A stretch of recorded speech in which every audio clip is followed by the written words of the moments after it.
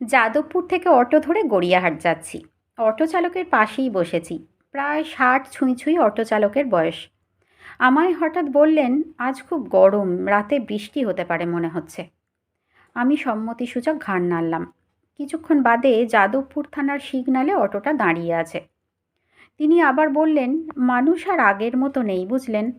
আমি একটু কৌতূহলবশতই জিজ্ঞাসা করলাম, কেন? তিনি জবাব দিলেন, কিছুদিন আগেই আমার অটোতে একজন ভদ্রলোক অসুস্থ হয়ে পড়েছিলেন। অন্য প্যাসেঞ্জাররা নেমে চলে গেল বুঝলেন, কেউ সাহায্য করলো না কোনো। শেষটায় আমি ভদ্রলোকের ঠিকানা নিয়ে ওনাকে বাড়ি পৌঁছে দিয়ে এলাম। ইতিমধ্যে সিগন্যাল সবুজ হয়ে গেছে। ভদ্রলোক আবার অটো চালনায় মন দিলেন।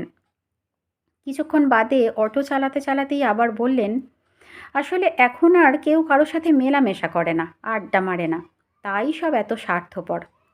আমি তো তাই আমার ছেলেকে বলে দিয়েছি, অফিস থেকে ফিরে রোজ আড্ডা মারবি। রামগড় এলাকায় থাকি জানেন। ছেলে রাত 9টায় অফিস থেকে ফিরেই আমায় ফোন করে, কোথায় আছি জেনে স্কুটি নিয়ে আড্ডা মারতে বেরোয়। তারপর রাত 11টায় যখন গাড়ি গড়িয়াহাটে গ্যারেজ করি, তখন ওখান থেকে আমায় স্কুটিতে করে নিয়ে আসে। জিজ্ঞাসা করলাম, কিসে চাকরি করে আপনার ছেলে? উত্তর দিলেন, IBM-এর ইঞ্জিনিয়ার। 6 মাস হলো জয়েন করেছে। সেক্টর 5-এ অফিস।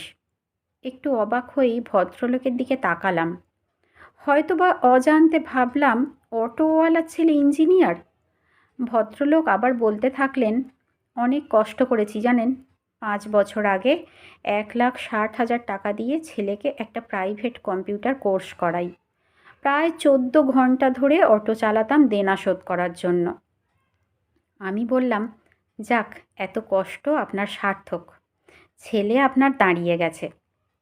ভদ্রলোক বললেন, না, দাঁড়ানোটা বড় নয় বুঝলেন, মানুষ হওয়াটা বড়।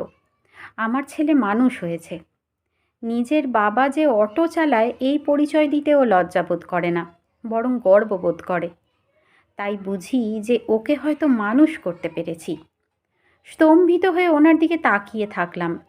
কি অবলীলায় জীবনের শিক্ষা উনি দিয়ে গেলেন, যে শিক্ষা হয়তো আমি বা আমরা অনেকেই আমাদের সন্তানকে দিতে পারি না। ইতিমধ্যে গন্তব্যস্থল এসে যাওয়ায় এবং তাড়া থাকায় অটো থেকে ভাড়া মিটিয়ে নেমে পড়লাম। এক অদ্ভুত ভালো লাগার আবেশ মনের মধ্যে ছড়িয়ে পড়ল। জীবনের চলার পথে কত যে শিক্ষা পাওয়া যায়। ছোটবেলায় পৌরাণিক গল্পে দেবতাদের কাহিনী পড়তাম। বড় হয়ে বুঝতে পারি ওগুলো গল্পই।